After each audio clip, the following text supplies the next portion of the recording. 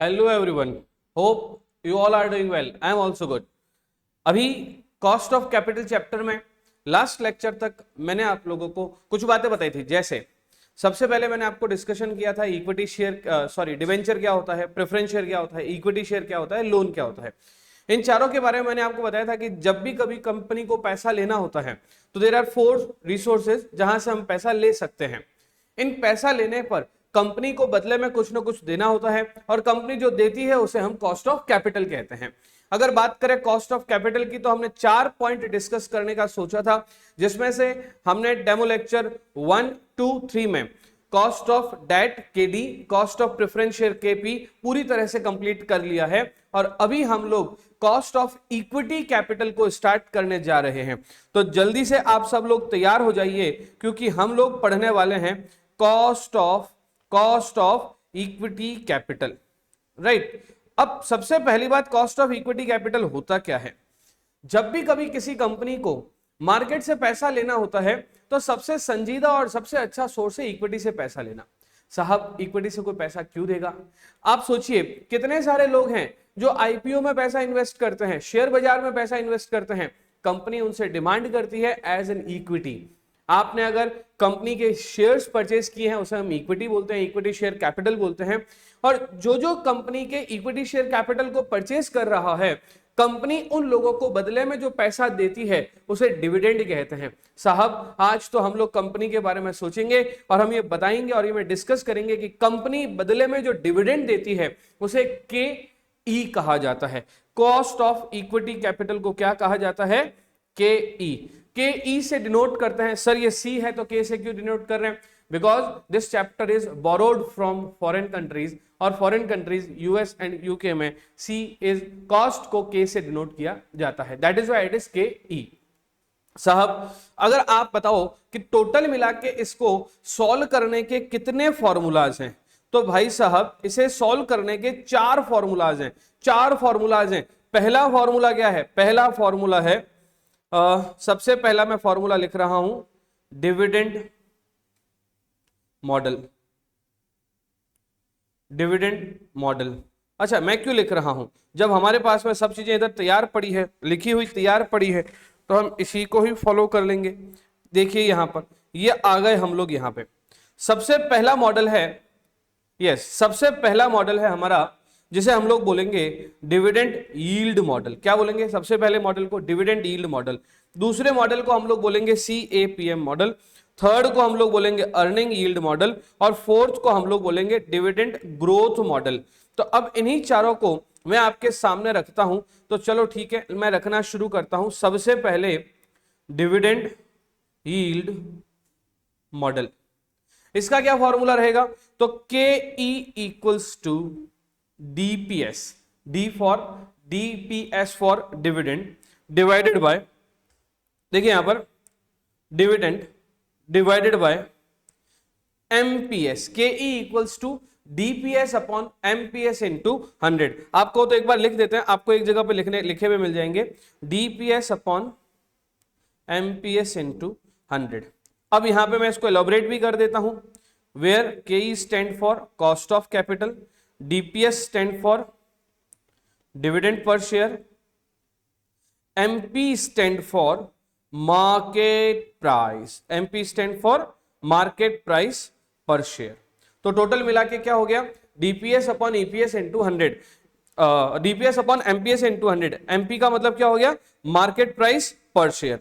अभी अगर आप इसको और गौर से देखेंगे तो इसको दूसरे शब्दों में DP रेशियो भी कहा जाता है, डिविडेंड पे आउट रेशियो भी कहा जाता है। यानी कि टोटल मिला के हमने डिविडेंड कितना पे किया है, टोटल मिलाकर हमने डिविडेंड कितना पे किया है, उसको भी हम लोग डिविडेंड पे आउट रेशियो से भी डिनोट करते हैं। कैसे डिनोट करते हैं समझना।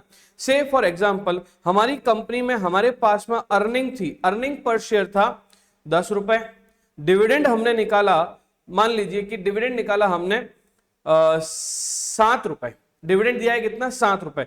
तो 7 अपॉन 10 इंटू 100 कर देते हैं, तो जो 70% आता है उसको हम लोग बोलते हैं कंपनी ने डिविडेंड पे आउट कितना किया है, तो 70% किया है। ये वाली बात को हम बेटर डिस्कस कहां करेंगे, डिविडेंड वाले चैप्टर में। एक चैप्टर आएगा डिविडेंड पॉलिसी, वहां पे हम डिस्कस करेंगे। तो अभी हम लोग लीग से हटे बिना फिर से आ जाते हैं कि टोटल मिला के मेथड कितने हैं। तो आइए समझते हैं टोटल मिला के मेथड कितने हैं। पहला मेथड है DPS upon MP into 100, that is dividend yield model. दूसरा हमारा मॉडल है जिसका नाम है dividend growth model. Dividend growth model ये क्या बोलता है, DPS upon MPS into 100, right, plus G for growth rate. Sir ये ऐसे लिखा है लेकिन बुक्स में तो कुछ और तरीके से लिखा है। हाँ मुझे पता है, लेकिन ये ऐसे करके लिखेंगे ना तो हमारी कभी मैथमेटिकल एरर नहीं आएगी। साहब मैथमेटिकल एरर आती क्यों है, क्योंकि वहां पे कैसे लिखा है ना पता है, dividend upon market price into 100 plus G. तो वो इंटू 100 नहीं लिख के पहले प्लस जी लिख रखा है और इंटू 100 लिखा हुआ ही नहीं है। तो मैथमेटिकली, बिकॉज हम लोग सीएस के स्टूडेंट है, सीएमए के स्टूडेंट है, हम लोगों के साथ में बड़ी प्रॉब्लम होती है कि हमारा मैथमेटिक्स में हाथ वीक होता है। इस तरह से अगर आपने फॉर्मूला को लिखा है ना तो ये कंफर्म है कि आपके एरर नहीं आएगी, कितना भी कोशिश करो आपकी एरर नहीं आएगी। सर इसको एक बार इलॉबरेट कर दो, तो अभी इसको इलॉबरेट भी कर देते हैं। ये देखिए D equals to dividend per share, MPS equals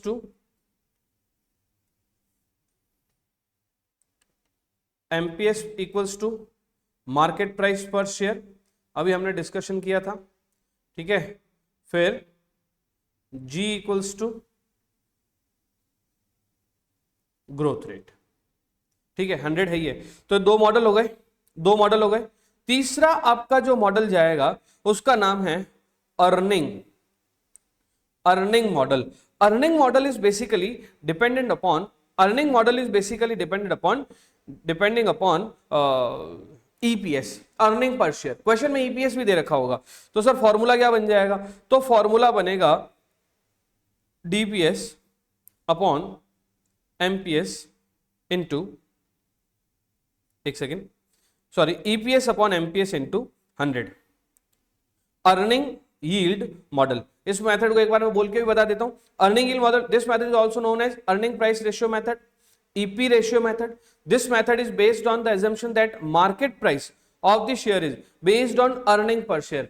ये मेथड कहता है कि जो कंपनी की मार्केट प्राइस होती है वो किसके ऊपर डिपेंडेंट होती है, वो डिपेंड होती है अर्निंग के ऊपर डिपेंडेंट होती है। तो इसके आगे इसने बोला कि so share holder capitalize the expected future earning in order to evaluate their shareholder. Hence, cost of equity capital is found by relating earning per share with the market price. तो earning per share divided by market price per share, earning per share divided by market price per share, EPS upon MPS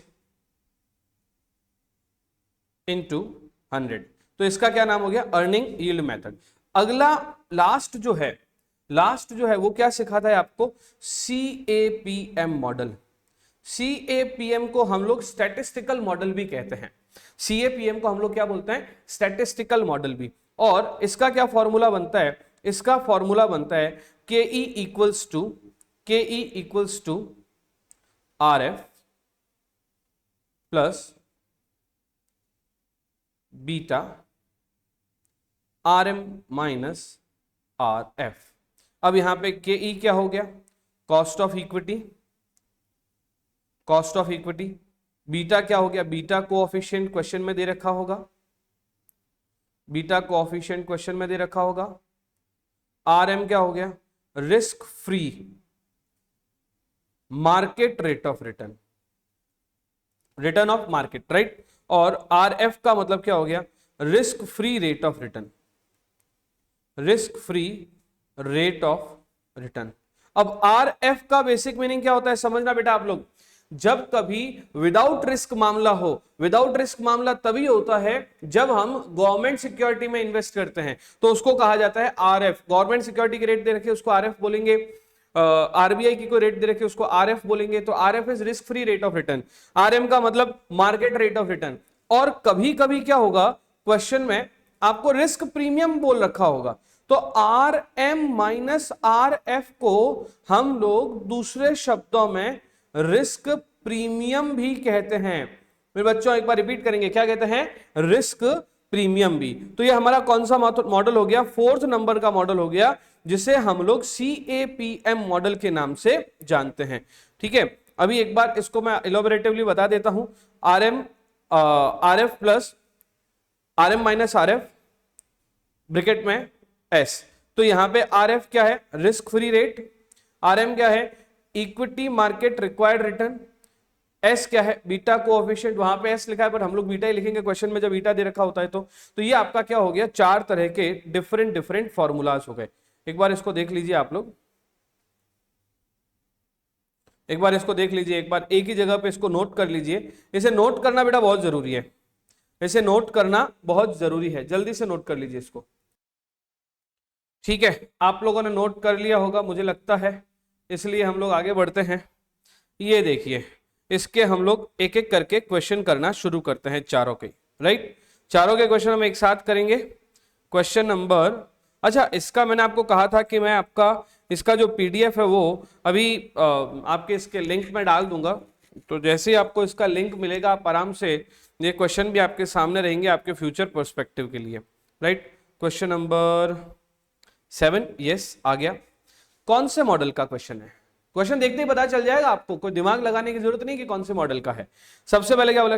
calculate cost of equity capital for company whose risk free rate is 10%। तो समझना RF मैंने जब आप हमने पहले से सीख रखा है। सबसे पहले हम लोग क्या लिखते हैं? आंसर में क्या लिखते हैं? गिवन। राइट, अभी बताओ गिवन क्या है? सबसे पहले cost of equity capital for whose risk free rate is, question में डायरेक्ट दे रखा है RF इज 10%। उसके बाद में इसमें दे रखा है equity market oriented return RM is 18%। Beta is 0.5। Formula क्या है साहब? फॉर्मूला है KE equals to RF RM minus RF into beta. अभी बताओ, सब कुछ दे रखा है, सब कुछ दे रखा है चीजें, हम लोग आराम से इसको कर सकते हैं। करें? हाँ भैया, करना शुरू करते हैं क्वेश्चन को। ये RF plus RM minus RF into beta, इस तरह का मामला है, इस तरह का मामला है। देखो KE, पेन चेंज कर लेता हूं, KE RF कितना दे रखा है? 10 प्लस RM कितना दे रखा है? 18 माइनस 10 और बीटा 0.5। तो कितना आ जाएगा? Equals to 10 plus 8 into 0.5। 8 into 0.5 हो गया हमारा 4। तो 10 प्लस 4 इक्वल्स टू 14%। कौन सा मेथड है? CAPM method. मैं आपको यकीन दिलाता हूं कि अगर CAPM मेथड का क्वेश्चन आ जाए तो इससे अच्छा कुछ हो ही नहीं सकता। सर क्यों ऐसा बोल रहे हो आप? क्योंकि CAPM मेथड में, अगर CAPM मेथड का क्वेश्चन आता है ना, तो इससे ज्यादा क्या आएगा? ज्यादा से ज्यादा क्या होगा? और इजी करके देंगे, रिस्क प्रीमियम देके रखेंगे वो। अब आपको रिस्क प्रीमियम निकालना है, कैसे निकालते हैं risk premium? RM minus RF is risk premium. RF दे रखा है, रिस्क प्रीमियम दे रखा है, बीटा दे रखा है, इसके अलावा कुछ हो ही नहीं सकता। हाँ, risk free rate of return की बजाय कहीं पर आपको ऐसा दे रखा होगा गवर्नमेंट सिक्योरिटी की रेट, या कोई FD दे दिया, बैंक की FD रिस्क फ्री होती है, या कह सकते हैं कि RBI की कोई सिक्योरिटी का रेट दे दिया। तो जब इस तरह का कोई रेट दे रखा हो, T बिल का रेट दे दिया, ट्रेजरी बिल का, तो ऐसे हम लोग रिस्क फ्री रेट ही कहते हैं। इसको क्या बोलते हैं? Risk free rate. क्लियर है? तो ये हो गया हमारा क्वेश्चन नंबर 7। आपने आराम से इसको नोट कर लिया होगा। हम लोग आते हैं इलस्ट्रेशन नंबर 8 में। SK Limited issued 20,000 equity share of ₹100 each as fully paid up. The present market value of share is 160 rupees. The company has paid a dividend of ₹8. Find out the equity capital. Dividend model sir कैसे पता चला? Dividend दे रखा है, चलो मैं आपको बता देता हूं। चलो गिवन दे रखा है, पहले उसको देख लेते हैं। गिवन क्या क्या है? गिवन क्या क्या है? सबसे पहले गिवन है, नीचे से शुरू करते हैं। डिविडेंड ₹8 पर शेयर। क्लियर? उसके बाद में गिवन क्या है, उसके बाद में गिवन है मार्केट प्राइस पर शेयर कितने रुपए, 160 पर शेयर साहब। उसके बाद में और क्या चाहिए, और कुछ चाहिए ही नहीं, फॉर्मूला लगा लेते हैं, ये फॉर्मूला लगा लिया। फॉर्मूला है K E equals to dividend per share divided by market price per share into 100। Sir dividend कितना 8, मार्केट प्राइस कितना 160 इनटू 100, ठीक है 8205, तो हमारा आंसर आ गया 5। तो आवर के ई इज 5%, के ई इज 5%। कितना इजी बताओ, मुझे बताओ। इस तरह का क्वेश्चन अगर एग्जाम में आ जाए तो आपको ऐसा नहीं लगता सरप्लस सही है, इससे इजी कुछ हो ही नहीं सकता है? डेफिनेटली है, सरप्लस है, डेफिनेटली है। एक और क्वेश्चन इसका हम लोग करते हैं, क्वेश्चन नंबर 9। क्वेश्चन नंबर 9 क्या कहता है, SK limited issues 1000 equity share of 100 each, कितने 100 each, as fully paid up. It has earned profit of 10,000 after tax. The market price of these shares is 160 per share. Find out the cost of equity before and after. After और before का normal question है। ये क्या बोल रहा है, देखो ये बोल रहा है कि एसके लिमिटेड ने टोटल मिला के 1000 इक्विटी शेयर 100 रुपए वाले फुल्ली पेड अप इश्यू किए। प्रॉफिट अर्न कर रहा है 10,000 रुपए, 10,000 रुपए। मार्केट प्राइस है इसकी 160 रुपए, है ना। Find out the cost of equity before and after tax. क्या आपको ऐसा नहीं लगता कि हम लोग इसका ईपीएस पहले निकाल लें? मुझे ऐसा लगता है कि इलस्ट्रेशन नंबर 9 में ईपीएस का क्वेश्चन है, तो इसको हम लोग कैपिटल स्ट्रक्चर वाले चैप्टर के बात करें, क्योंकि हमने ईपीएस निकालना अभी तक सीखा नहीं है। वैसे ईपीएस कैसे निकाला जाता है, इसमें प्रॉफिट आफ्टर टैक्स दे रखा है, जो प्रॉफिट आफ्टर टैक्स दे रखा होता है उसमें divide by number of share कर दो तो आपका ईपीएस आ जाता है। तो वैसे हम चाहें तो अभी भी इसको कर सकते हैं, हम चाहें तो इसको पोस्टपोन भी कर सकते हैं। क्या बोलती है जनता, बताओ। सर जनता बोलती है कि अभी करवाओ, अभी करवा देते हैं। जैसी जनता का मन वैसा हमारा मन, 1 मिनट और है ना, जैसी जनता का मन वैसा हमारा मन, अभी करवा देते हैं। चलिए इधर क्या लिखा मैंने, EPS upon MPS into 100। EPS का मतलब अर्निंग पर शेयर, एमपीएस का मतलब मार्केट प्राइस पर शेयर। सबसे पहले हमें देखना पड़ेगा इसमें ईपीएस निकलेगा कैसा। मुझे बताओ ईपीएस का फॉर्मूला क्या। तो मैंने आपको कहा कि वैसे हम कैपिटल स्ट्रक्चर में इसको अच्छे से सीखेंगे, ईपीएस कैसे निकलता है, ईबीआईटी माइनस इंटरेस्ट, ईबीटी, ये पूरा करके ईपीएस निकल जाता है। लेकिन यहां पर ईपीएस कैसे निकलता है पहले वो भी समझ लीजिए। अर्निंग आफ्टर टैक्स, ये देखो earn profit after tax divided by number of share.